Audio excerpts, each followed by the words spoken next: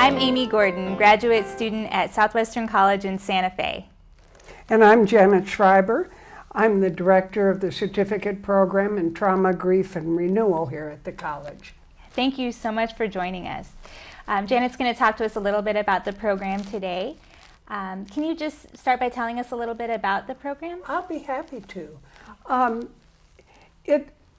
I think it's a really important program because we're dealing with some of the essential mysteries of life and some of the processes that challenge us but can be the most transformational in our own lives. And what's really exciting is that in the last 20 years we know so much more than we ever knew before. And it's also exciting because it's deeply sacred work. And I love teaching here at the college because we have a strong base in spirituality. And I think that really helps us move through these processes. So it's one of the oldest programs in the school. Been here almost 20 years. We've had more graduates, I think, than any other certificate program. And I've had the most wonderful people from all different fields come in to train. So it's not just students from the college that take this, but working therapists who really want to know how to better deal with grief and trauma. And it's also people like nurses and writers and other people who benefit from this kind of knowledge. Yeah, and they can get continuing education credits also. They can get continuing education credits, sure, for all of them, and some of them take them even already have doctorates, but they really want the information. They think it's important, so they come in too. So we have a great mixed group of people who are out there working already and students at the college.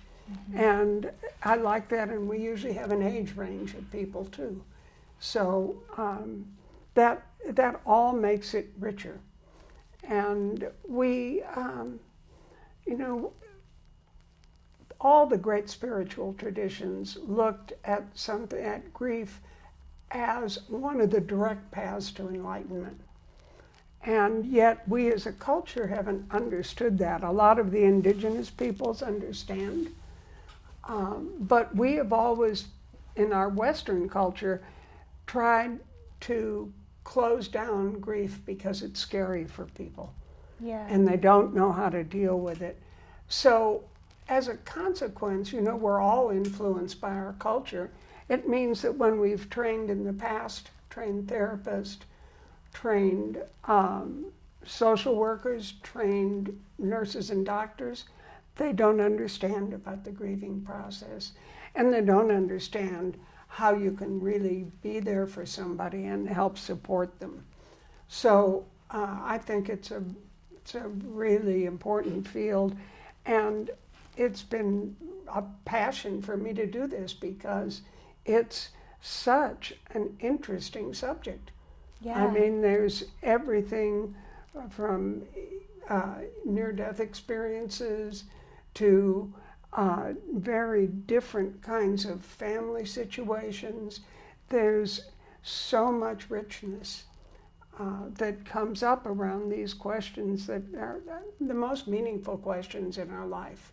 Yeah. What about the renewal aspect of the program? Well, healing from trauma and moving through the grief process is essentially transformational. Because in the case of trauma, you've lost some kinds of functions, your sense of safety, maybe some of your brain function or some of your physical function, and you have to learn how to be a new person and get those skills back that you had. In the case of grief, everything is shattered. There is nothing that's the same. You don't even know who you are anymore when you're deeply grieving. And so the process of beginning anew, which we've all had in some ways to do this in our lives, to begin a new start, but it's a really deep process around grieving. And grief is about love. It's about the gifts that we were given in our lives. It's about being able to express our love. And how do we then integrate what we've been given and the values that we now cherish? How do we make them work in a new identity and a new life? Because we've lost the major roles that we had in our lives. And so working with people who are grieving is, to me, a really exquisite process, because I get to see them with their masks taken off. And I get to see them when they're really vulnerable, and I get to see them grow. It's just amazing to watch. I run a suicide survivor group, and suicide's a very difficult way to lose someone you love. And people in the group have told me this is the deepest emotional experience we have ever felt in our whole lives. And yet we can't talk about it to people because they're afraid of it. So being able to have a safe environment for people where they can say things that maybe they'd never told anyone before, and they can be with it, they can heal in the process of doing that. And so it's a very, I just think it's very sacred work. And it's very beautiful to have that opportunity to be with people and see that much growth. It's pretty astounding. You mentioned something about 20 years ago. This program's been around for about 20 years, and you've been the chairperson of the program. Yep, I created all the courses, and actually I called up the college and said to the then president, Mary Lou Butler, would you be interested in a program that Elizabeth Kubler-Ross sponsors? Because I had worked with her and developed 46 courses around these topics. And she said, well, yes, let me check with Academic Council. I'll call you in a few weeks. She called me in 2 days. She said, we'd love it. Can you write the curriculum? I said, yes, because I've already written it in a bigger form. So I turned in the curriculum in a couple of days and the syllabi. And she took out a calendar and said, when can we start? And ever since then, the school's been really supportive about doing this. So I appreciate it. And the thing about the school is the most wonderful people come in the room. I'm never certain exactly who's going to show up, but it's pretty amazing. I have people I deeply care about that I've known this way through the years. So it's wonderful. And I recently have a recent graduate, and she and I now teach workshops for the community together, and we've set up a grief ministry for one of the churches in town, so that there are people, when they go into the homes to visit people who are ill or dying or have had a major loss, they know better how to be with people. There's so many applications career-wise to taking these courses and learning this material. And in terms of therapists in their practice, there's a huge proportion of people that come in with grief as an unresolved grief, as an underlying issue. And there's a lot, I don't know what proportion, because we haven't done any good research on this. People come in with trauma. A lot of trauma. But a lot of it, and a lot of the trauma's mixed with grief. And some of the research estimates are between 75% and 90% of what walks into a therapist's office. The bedrock of their issues are these issues. Trauma and grief. Yeah, trauma and grief. So being able to support people in their renewal, being able to give them hope. Hope is extremely important. It gives me chills. And our medical system doesn't do it. It's kind of a grim sort of approach, and medical science has completely ignored the spirituality that's so important to all of us. So I think it's a wonderful opportunity for us to be together and explore these issues. So I love it. I love coming here and teaching. Well, we're Yeah. glad to have you. Yeah. Can you talk a little bit about the courses that are offered through this school I can. and the There- New Earth Institute? There's a specific handout that's available that at the school that lists all the courses, and they're on the website too. Yeah, can I And- hold this up? Yeah, I can hold it up Oh, and people. That's a good It's a idea. pamphlet on the Trauma, Grief, and Renewal program, and it lists the courses. Yeah, and originally this program I reduced the 46 courses to 10 courses. And that was a program. Most recently, the college has changed the structure, and so now all certificate programs have a maximum of 6 courses. So they're condensed a little bit more. But it's such powerful material that and it's all interrelated. So it makes it easy to combine it. I try to make it so anybody can walk in the class, and regardless of their experience or previous coursework, it's understandable so that they can get the information they need and not have to come in at a specific time, because people, when they need it, it should be available. Yeah. Because people don't always know or go by a schedule, so it's open to anyone. The first course that's on this handout pamphlet is Dying to Know, and I designed this course, which was originally 2 courses, so that all people in human services could understand what are the most essential things about the dying process and how natural the dying process is, that we don't need to be afraid of it.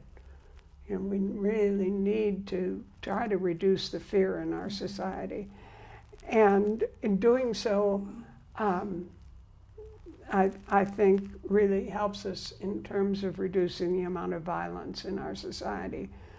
Also cover all the kinds of grieving processes, trauma theory, and do it in one course so that people have an idea of the scope of things.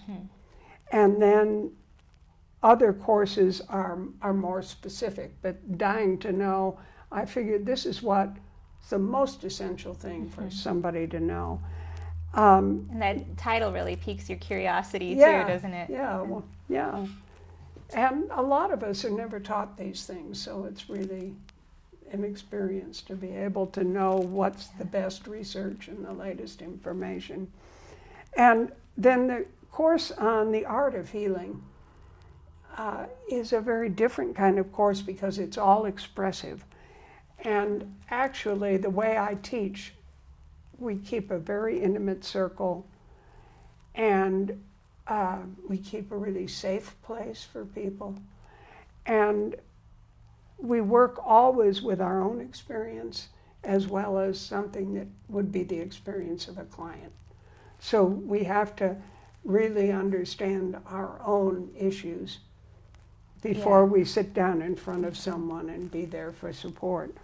So this course on the art of healing, we do all the expressive arts, poetry, dance. Well, I don't call it dance because people are scared. We move. And we do writing exercises and poetry, and we have a lot of music because music is a real healing art. I think so. Yeah. So that course is really a joy to see what people can create around these issues. And it also, we do so much introspective and intuitive work and meditation in that class that people get in touch of their inner source of wisdom as well as book knowledge or research knowledge. Then there's a course on trauma theory about how it's different than grief and what we have to do to heal it. And then there's a course on how people process grief. We all do it in some ways individually, but there's some very basic things we know. And probably the most important one is that grief lasts much longer than people ever imagined. And if grief is about love, and if I lose my child, and I love my child, that child is always part of my life. That part is not going to go away. And the same, I recently lost my husband, and he's going to always be inside of me. Aside from, I think he's up there in spirit, taking care of things in the world, but and probably playing very beautiful music because he was a classical musician.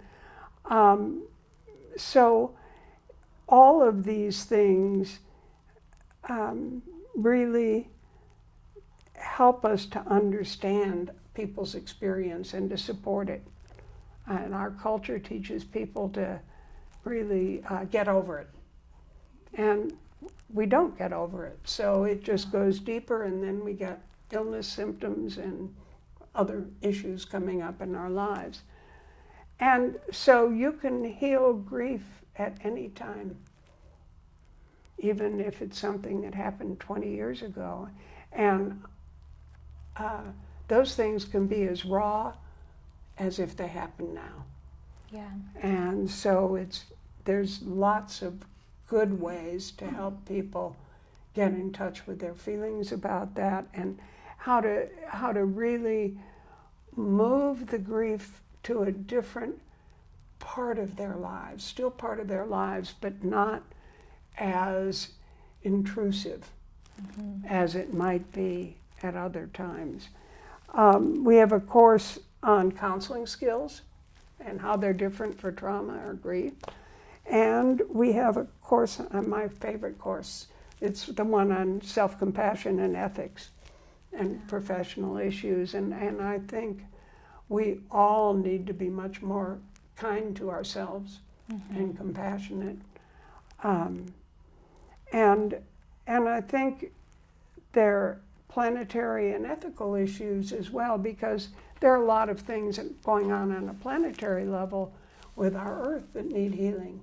And as long as we're only focused on ourselves and we don't have the compassion to really be part of the bigger universe around us that really transmits so much knowledge through us, if we're more aware of that, we'll be kinder to each other and kinder to the planet. And it does start with being kind to yourself, doesn't it? So then also there's ethics in that course, because end-of-life care ethics are different, biomedical ethics are different, counseling ethics are different.